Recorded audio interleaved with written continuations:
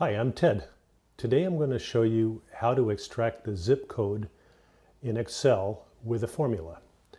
I have a spreadsheet here that has several addresses, and they all start with the full address all in one cell, all in text format, and that's a key to working the way I'm going to describe it, is that you're assuming that the zip code is going to come from the last part of an address that's all one text item in a cell.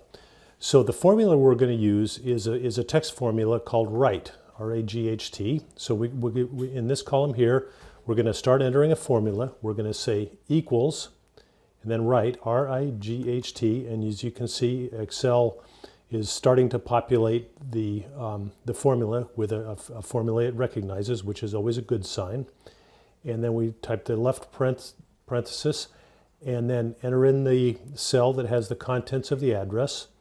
And then, since we want the 5 characters at the right side of the text, we say comma, and the second argument of the function is 5 because we want 5 characters, close parentheses, and hit return. And sure enough, there we go. The zip code is 10028. And just as in any Excel formula, we can select on that cell and drag it down to populate the other ones. Although here's a little trick if you didn't know: if you go to the bottom right and just go clickety click, it automatically goes and populates all of the cells up until just before there's a blank line. Now, as you can see, I have the same addresses down here, only this time with a 9-digit zip code. So I'm sure you've probably figured out already that to do that, all we need to do is put in the same formula, only there's going to be 5 characters plus the hyphen plus the 4 additional digits for a total of 10 characters. So we're going to option copy, at least in a Mac, option copy. We'll drag this formula down here. And we're now, instead of the 5 here, we're going to put a 10 in this formula.